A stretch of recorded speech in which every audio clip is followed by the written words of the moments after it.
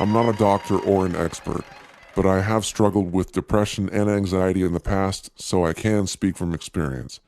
I was a bit lost, but eventually determined to dig my way out of the doldrums I felt. It is especially tough for those of us who are awake because, like the sun, the truth is brilliant, but hard to look at sometimes. There were several things that helped me along the way, and I hope they help you.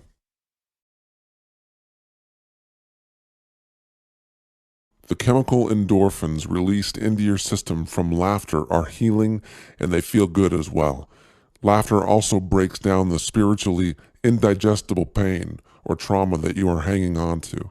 When I was struggling during a tough time in my life, I bought a bunch of stand-up comedy CDs from various comedians and just listened to them in the car for months.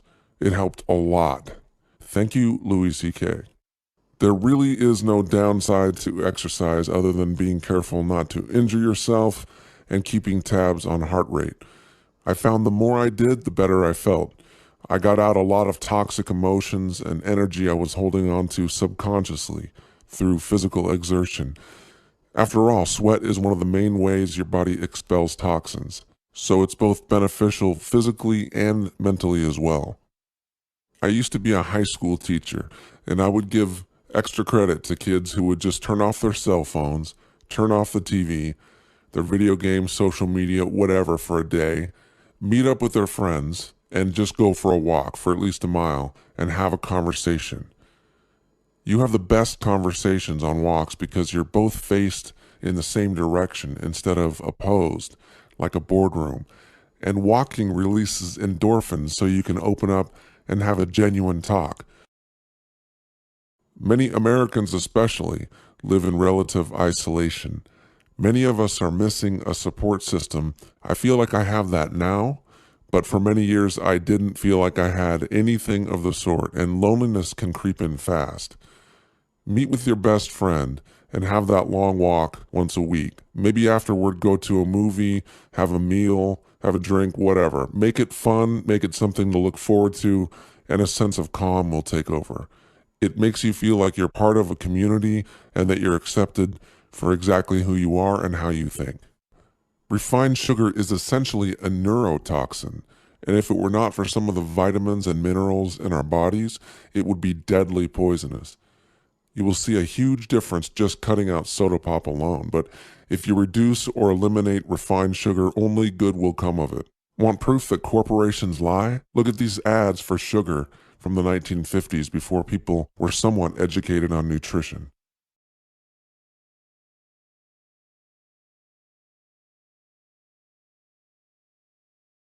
Magnesium is kind of amazing. Often people with depression and anxiety are also magnesium deficient. Refined sugar also depletes magnesium in the body, so yet another reason to cut it out. I would suggest getting a magnesium supplement and seeing if it works for you. It's pretty amazing stuff.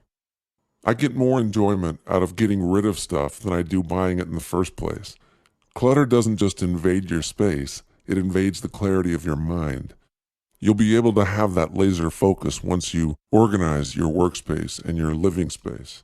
You can also pick up extra money by selling your things on eBay and Craigslist, or you can donate and give your stuff away, which feels good. I make several trips a year to Goodwill.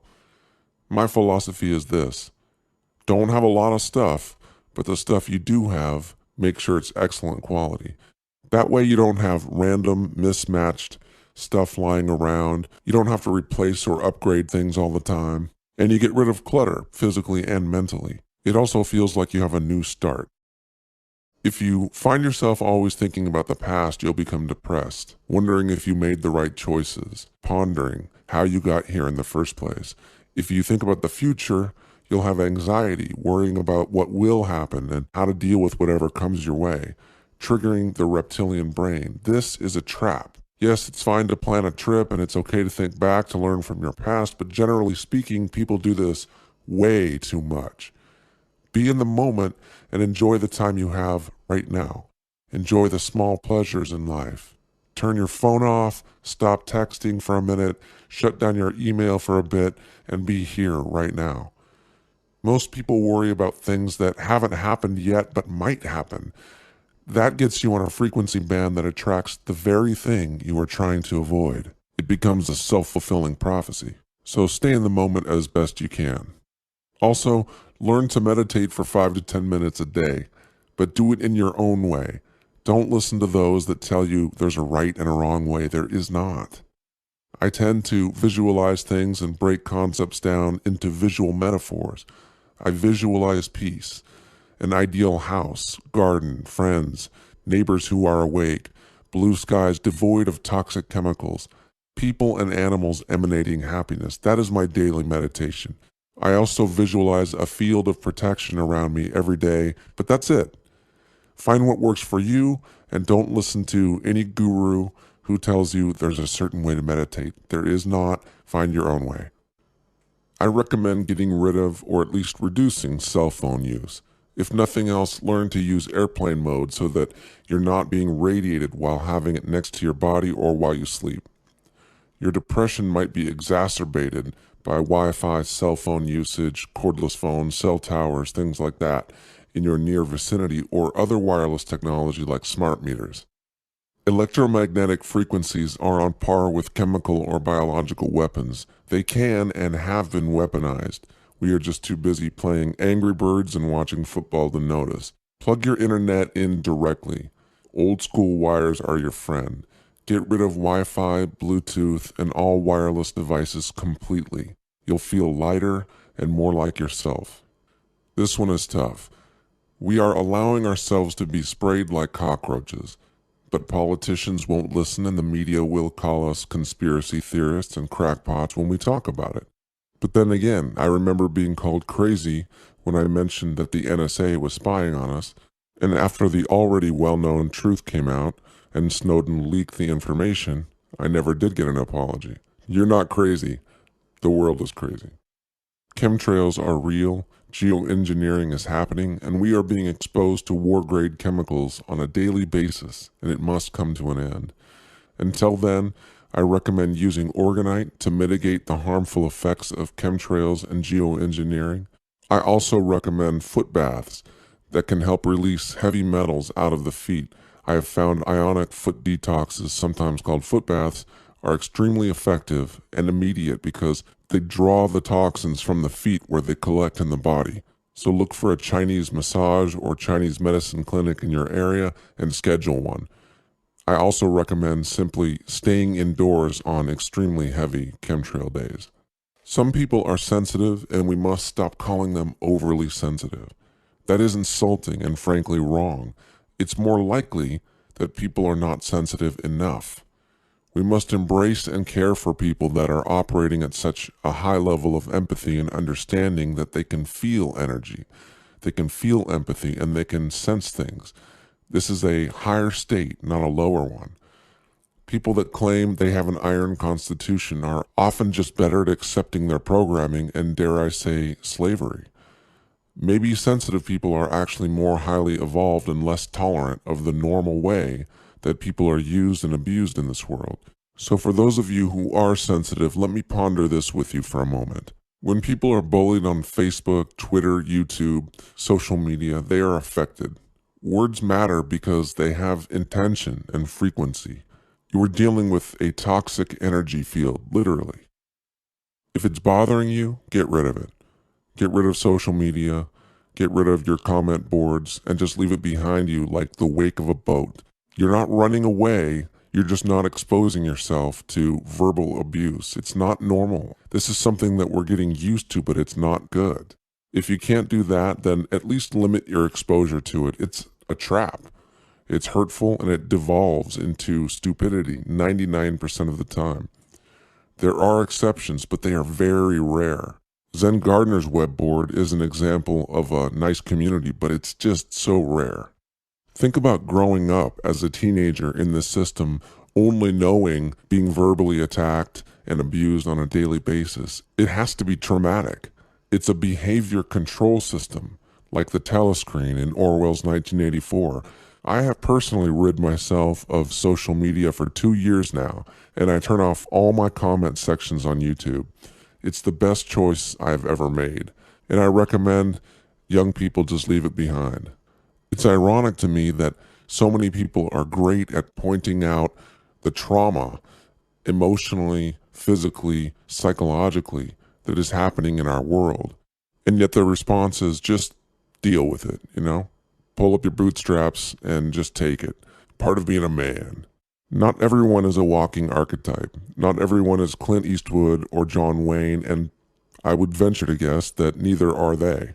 We are all, as a human race, going through tremendous amount of trauma, and we have to understand that, and we've got to empathize and sympathize with them and stop just telling them to deal with it.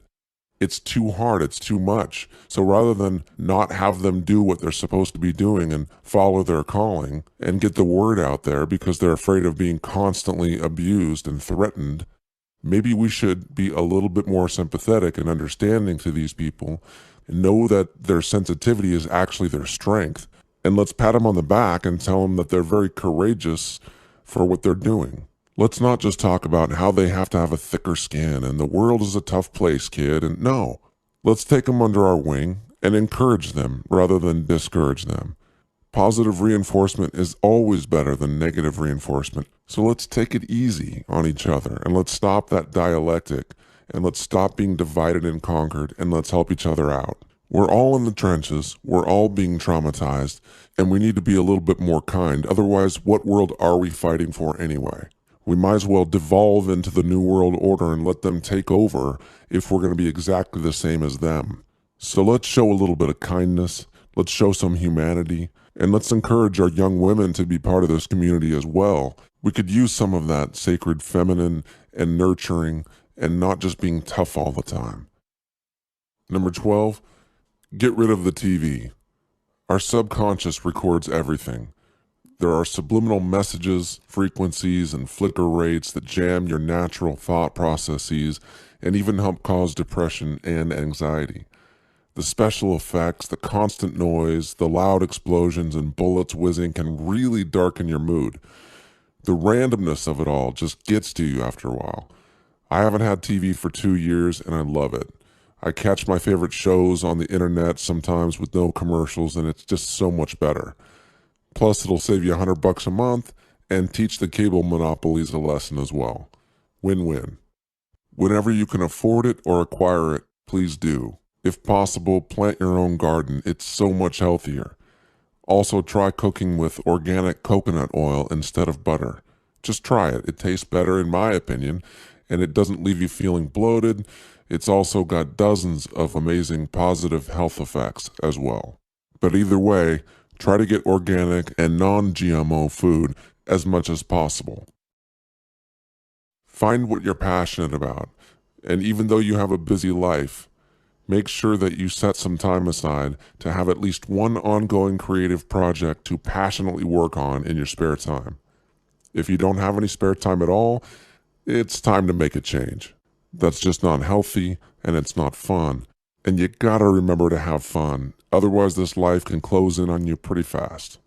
If you start something, finish it. That is the only rule of art, in my opinion. It doesn't have to be a masterpiece. It doesn't have to be your best work. You just have to finish it, learn from it, put it out there, and start a new one. Do not concern yourself with what other people think while you're working on your project. Focus on doing your best work and being proud of it because you like it. Just finish. It will raise your self-esteem and make you feel invincible. And inevitably, this will lead to another finished product. You will gain momentum, and that will lead to confidence. If you don't like where you live, or your city has become too toxic, then find a way to move. Don't be afraid of change or relocation, and listen to your intuition. It can be fun, actually, and if you can't afford it now, you can still set your intention and then work toward it. You are not stuck. It only feels like that sometimes, but moving from the city to the beautiful countryside is a really good choice right now. I've done it myself. Do you love what you're doing? Are you passionate about your job? And do you feel like you are contributing to the uplift of humanity? Sometimes just doing something for the money can be a real bummer. So even if you have to keep your passion projects in the background while you make a living right now, that's fine. But you can work toward it becoming your job eventually and taking over. Even if the pace is slow, it gives you a reason to wake up in the morning. That is the ultimate goal, to be self-actualized, love what you're doing, and contribute toward the world becoming a better place. Because right now we need that more than anything. And so do you. We all need it, unfortunately, to survive. Maybe one day we can take 10 of our friends and start a community without money and create an old school bartering system and live in a treehouse community connected by suspension bridges. That's my dream, actually. Anybody want to help me build that? But until then, yeah, I guess we need this stuff. So try a Kickstarter crowdfunding project. Try selling some old stuff. Get rid of your cable. But no matter what you do, don't allow yourself to constantly worry about it. Address it, yes. Plan, fine. But worry about it, no. It will only compound the problem and make it worse. I know because I've done it 1,000 times. But the cliche is true. Worry only begets more worry. And if I had an extra million, I'd throw it your way. It's only energy, after all, and that's what we're comprised of. That's what we are. That's what money is. Just energy. Find a problem you notice in the world. Then find a way to counter that problem with your own solution, however small, however humble. Then do that thing. You can't remove all the evil from the world. You can't solve all of the problems, but you can focus on one and proactively contribute toward the solution. And that act of contributing changes your whole energy and changes your life. I'm not saying bury your head in the sand or just pretend to be happy, not at all. But I am saying stop playing that video in your head of what the coworker thinks of you at work and what they have to say to you on Monday and how you're going to solve the problem. Forget about this hypothetical minutia. Other people's opinions are not nearly as important as we're taught to believe. Screw it. Write a song, make a video, go back to working on one of those projects that we're talking about. Here's the thing. I hope even one of these things helps you. I hope it makes you feel better. I believe you are worth a great deal more than you even know. You are not wrong in your assessment that the world seems crazy, but you are not. You are a natural, organic human being in a post-human world, and it's tough sometimes. It's hard for me too. But you are not alone. I'm with you energetically, but you are here for a reason, and we need your contribution to the world. Remember, the truth is good even when the news is bad. This is Jeff Bird with Radio Mysterium.